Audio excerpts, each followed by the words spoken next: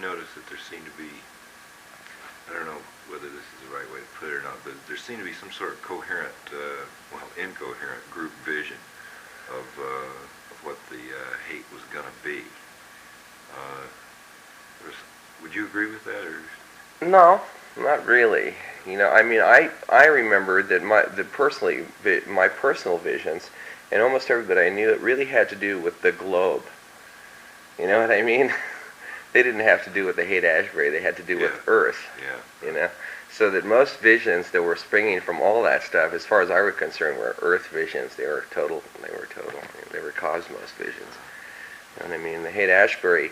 Yeah. Well, I wasn't really thinking about what we're going to do here in the Haight is right. But there was a group vision. I mean that everybody saw that there was. Well, it was a convenient thing. You know, the thing was that at that time it was it didn't cost too much to live there. You know, that was kind of an important factor, and the fact that there were a few little things starting there. You know, the psychedelic store really, and that just the concentration of people, sort of a simpatico. You know, that it would be just like moving to North Beach in the 50s, as far as I was concerned, on a certain level. Looser though. I mean, the first time I had that kind of consciousness of that particular community there was probably at the BN, and the times when we used to play down in the Panhandle and stuff like that. There were very definitely people that you knew, you know, and in that sense, after all of our shared experiences at things like the Aztecs and so forth, where you got to meet somebody and it was, you know, it's like living several thousand lifetimes with each person you met, you know, on a good night. So that, you know, there were a lot of people that you really felt warmly about, certainly, you know, that you'd seen in a lot of situations, and even if you only smiled or whatever, but the vibes and all that, the feeling of it was really very whole. And playing down in the park and stuff like that, you know, brought that community thing out, and that was just, you know, it was a very natural, you know, developmental thing. And I never participated really in the Haight-Ashbury on the level of let's do this with it, you know, or let's organize that and do that. You know, I've never been a person who's into that kind of stuff, and it always wrecks the best of everything, as far as I'm concerned. You know, it's just, and I was sorry to see that element starting to occur in the Haight-Ashbury. In that sense, I was radical in terms of like the diggers mentality, you know, or any of the other kinds of things where people were anxious to whip together some community projects and that kind of thing, you know. I remember that one of the things that was particularly annoying for me was when Chester Anderson started putting out this little sort of like a tabloid free newspaper, you know. And it was just, and it really, all it was doing was calling attention to the most negative things about the Haight-Ashbury. I remember the first thing that came out was something about a half a dozen meth freaks shooting up some 12-year-old girl and screwing her in the alley somewhere or something like that. That kind of like ground floor negativism, you know, in terms of focus was just shit. This is just what we need, you know. The East Coast mentality pouring energy into the scene and forming it into easily to identify bags, you know. It's reducing, it's reductive. I felt that all those efforts were reductive, and that what was going on there, because it was cosmic, you know, or planetary at least, that didn't need any of that stuff. And you know, that was my opinion about it. I felt that was the end of it right about then, about the time those kinds of things started happening. It just really, it removed the sense of it, and all the media attention and all that. It was a vulnerable thing. Oh yeah. Fragile. You think that was innate in its nature? No, I think that only because it has that thing of being a little creature or something is freshly born or freshly produced or something like that, and there's, you know, like the largest predators around jump right on it, gobble, you know, immediately as soon as it springs out. So like in a sense the LSD laws and all that legislation was the first big gobble to turn everybody into criminals. And that was like the first and then, therefore, blow. Yeah. And that's one of the first blows, you know, right there. And then the thing of not allowing what was good about all that stuff to develop better and better things and better ideas, which it could have. I think organically it would have.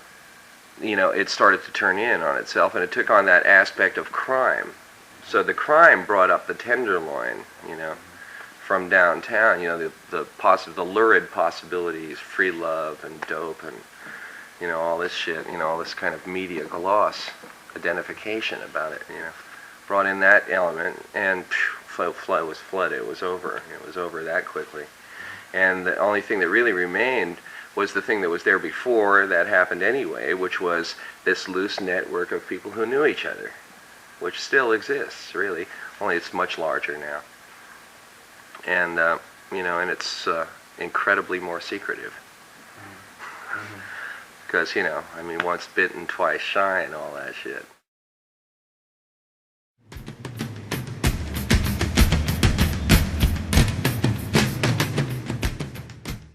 You could say, like a band like Big Brother was a good example. They were bad, but they were also great, the thing that was great about them had to do with the energy that they had and other stuff that is one of the nice things about it was that it was a breakaway from what's good, the idea that what's good is what's steady is no better of an idea than what's good is what's crazy. It's any idea having to do with what's good or what isn't in music is totally a subjective thing. And I think the San Francisco bands, the San Francisco Energy showed that music isn't a question about music, it's a question about energy.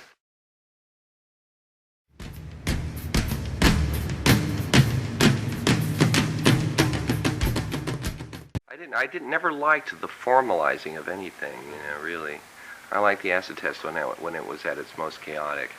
I liked the Haight Ashbury when it was at its loosest, How did you like the gigs in the park? They were mostly fun. All the ones we did then, because that was like a fundamental point in the whole Grateful Dead reasoning, such as it is, that the thing about doing something free in the park, the real free part of it was getting up in the morning and saying, wow, what a great day, let's play in the park. And then doing it. That was like really neat. That thing of just total spontaneity, let's just go down and do it, and just do it.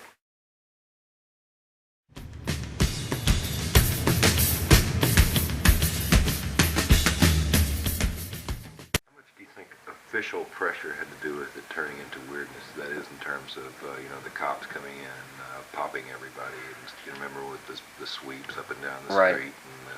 Well, that was one level of it, but I think another level of it, too, was that there were people who wanted to see that kind of confrontation and were anxious and happy, really, to get that kind of forum, to work in. The street theater, so to speak, it meant having having a big crowd to be able to intimidate in one way or another. Either for whoever was playing the game, for the cops on their half of it, for the people on the street who were into organizing. And there was always the first guy who threw the bottle. There was always that guy who just decided, let's convert the potential of this crowd to violence right now. Let's not wait. And that would be the guy. And he, as far as I was concerned, that one guy, whoever he was in any of those situations, was the main asshole, regardless of who else was playing in the game, whether it was the cops or the National Guard or any of that. But whoever was dumb enough to provoke such an obviously, violent, thing, what's the point? That always seemed stupid to me. And the thing that it was exciting, for a while. The time the National Guard came down the street was about as weird as you could get. I'm from San Francisco and everything like that, and I never experienced anything at that level of real weirdness. And it was almost enough to make you want to hate, but not quite, not really. But that was weird. National Guardsmen and bayonets and all that stuff coming down Haight Street. It was so crazy. What's this for?